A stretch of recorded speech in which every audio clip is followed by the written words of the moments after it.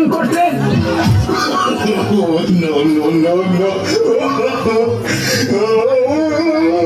চাচি, আমার একটা বিয়ে রয়েছে, আমার বিয়ে দিয়ে দেবে।